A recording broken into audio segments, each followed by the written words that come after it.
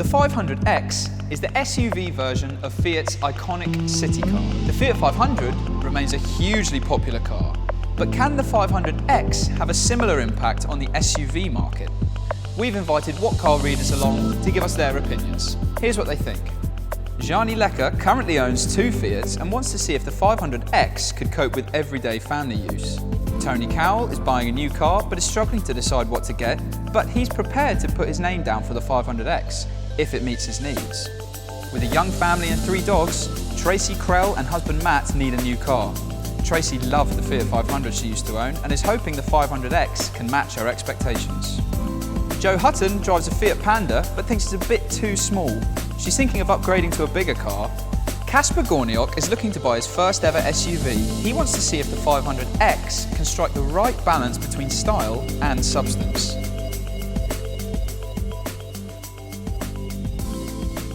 Well, I saw the car on the internet last week by chance, and they said, wow, that car looks good. Then it took me to the link where you are, and I quickly applied because, I had to see this car. I really liked it. It's got the sort of retro look, which I like very much. Generally, I like the old car.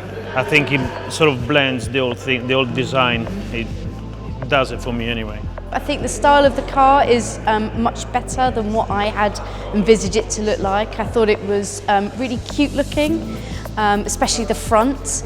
The back, not so great, but I think the overall appearance is really strong, and I think it still stays true to the current 500, which I think is really important. It's very stylish and it's very well proportioned as well. I can well imagine how this will prove a cult car. They've grown it in a way that Mini didn't succeed with the Countryman. I think people will trade up from their 500s when they've got a family. It looks how we hoped it would look, as opposed to a lot of the reviews have said that it's similar to other cars, but it isn't. It is on its own.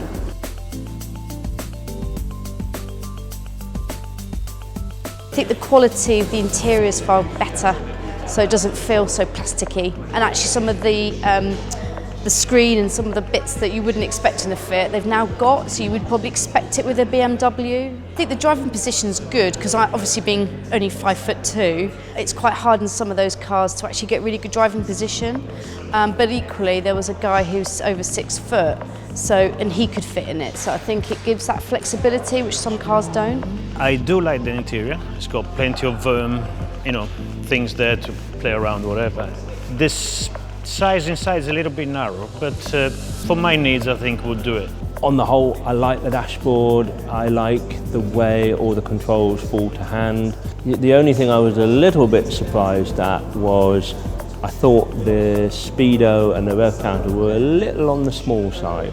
But the build quality also surprised me. It was at the front with the dashboard and seats and everything, felt much more substantial than other Fiats I've sat in the past.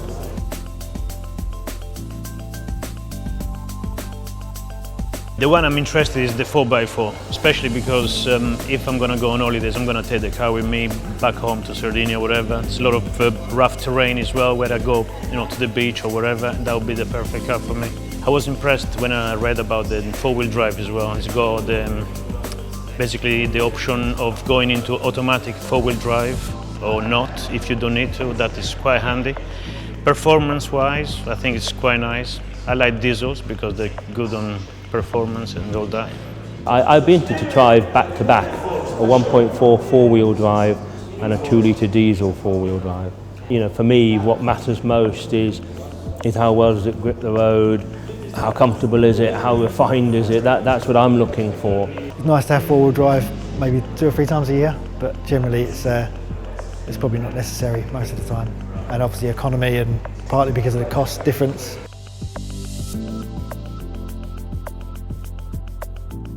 We were interested in the boot space because we've got 3 dogs. More than enough boot space. There's enough legroom for the children in the back, even if my husband's in the car. There seems to be a lot of storage in there. There's 2 glove boxes, there's storage in the back and in the middle. Easily could fit that pram in. It didn't take too much of a struggle. I didn't have to, like I normally do, kind of really push it in, force it in. But you still had space even after the pram to put in a good amount of shopping as well, so that was pretty good. I think also the back seats, there's probably could be a little bit more room given the size of the car, so that would be the only thing. It feels like a small car, although it's obviously bigger than the 500, so it's maintained that kind of small feeling, but in a bigger body, I guess. So it's good.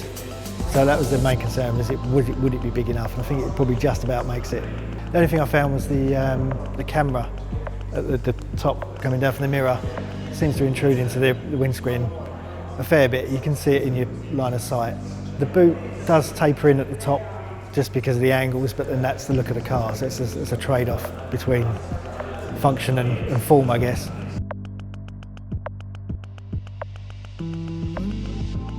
A little bit difficult, but it's the first time I see this type. Maybe, you know, if you spend a bit of time, you would definitely get there. It's just a matter of playing around, I presume. It's a bit sort of like an iPhone. It's quite natural, you know, it's easy to navigate and get round. I think that model's got the safety system and the reversing camera, and it would have been good if that was on both models, mainly as a safety feature.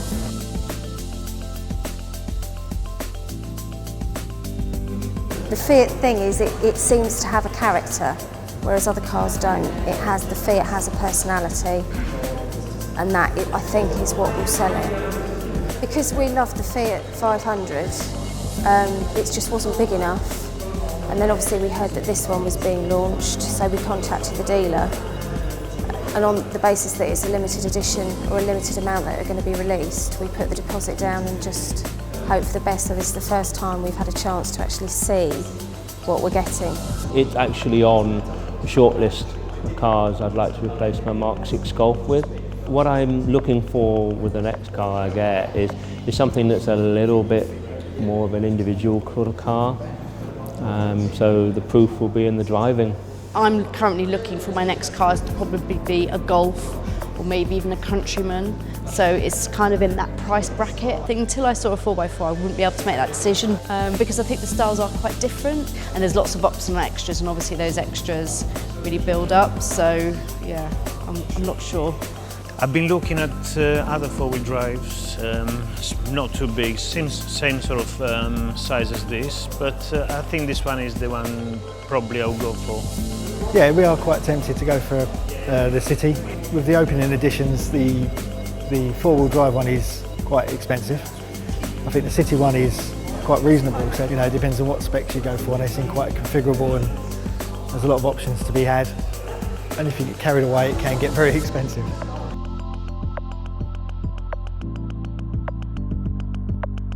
The 500X is on sale now and it'll be in UK showrooms on April the 17th. For full pricing and specs and for more information, visit whatcar.com.